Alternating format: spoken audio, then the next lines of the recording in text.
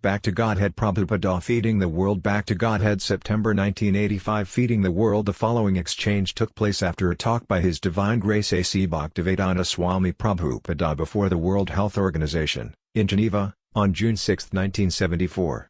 WHO member, Your Divine Grace, do you have any suggestions for solving the worldwide problem of food shortages? Srila Prabhupada, yes. My suggestion is that people should utilize all this vacant land for crops. I have seen so much land lying dormant. For instance, in Australia and also in America, there is so much land lying dormant. The people are not utilizing it. And whatever produce they get, sometimes they dump tons of it into the ocean to keep the prices high. And I have heard here in Geneva that when there was excess milk production, some of the people wanted to slaughter 20,000 cows just to reduce the milk production. This is what is going on in people's brains. Actually, they have no brains. So if they want to get some brains, they should read these authentic Vedic literatures, and they should take spiritual guidance. And that guidance is simple: produce your food, all the food the world needs, by properly utilizing the land. But today people will not utilize the land. Rather, they have left their villages and farmlands and let themselves be drawn into the cities for producing nuts and bolts. Alright. Now eat nuts and bolts. Mahatma Gandhi's basic program was to revive the natural, God-given way of life. Simple villages and farms. This can solve India's, and the whole world's, food problems. But our big Pandit Nehru topsy-turvied everything. He wanted more industrialization. Gandhi's program was very nice: you organize yourselves into small farming villages and produce your own food. Live free from cities and factories. This way, you can work only 3 months and still you get your produce for the whole year. 3 months work for the whole year's produce. And the rest of the time you save, you can use for chanting Hare Krishna. Sing the Lord's glories and develop your original God consciousness. This is our Krishna consciousness movement. Be spiritually advanced, be a human being. Otherwise, the life you are leading is risky.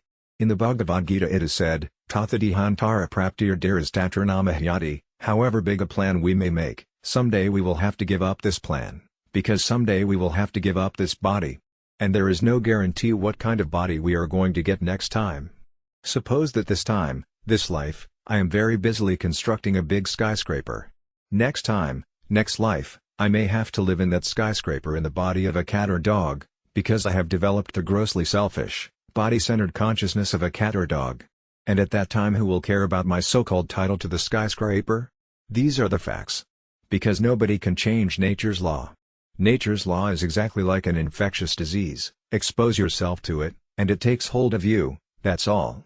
Karanam gunasan gosaya sadazad yoni janmasu, one gets born into a nice or nasty situation because of his prior actions and because of nature's inexorable reactions.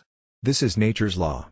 But now, many people do not even believe that there is a life after death. In Moscow a big professor named Kotovsky told me, Swamiji, after death there is nothing. You see? He's a big professor. And yet he has no knowledge of the soul. A big professor, just see. This kind of nonsense is going on. So as this godless civilization drags on, by nature's law there will be more and more problems. As predicted in the Srimad Bhagavatam, there will be anavristi, insufficient rain, and as a result, durbhiksa, insufficient food production. Of course, these problems have already begun. And on the plea of providing relief from the drought and famine, the government will crush the people with excessive taxation. And consequently, akhina daritravina yasayanti giri kandanam, the people will be so disturbed that they will give up their hearth and home and go to the forest. They will feel utterly harassed, by scarcity of rainfall, by scarcity of food, and by the government's excessive taxation. In such a predicament, how can one keep his brain in equilibrium? He will become mad. Unless we take the instruction of the scriptures, all these tragedies are guaranteed to befall us. So we should immediately take this instruction of the Bhagavad Gita to heart. Anad bhavanti bhutani parjanyadana samteva yajnad bhavati parjanyo yajna karma samyudbhava. All living bodies subsist on food grains, which are produced from rains. And rains are produced by sacrifice. This is why we have introduced this movement, this chanting of the names of the Lord. This is sacrifice. And in this age of confusion, this unfortunate age, this sacrifice alone is possible.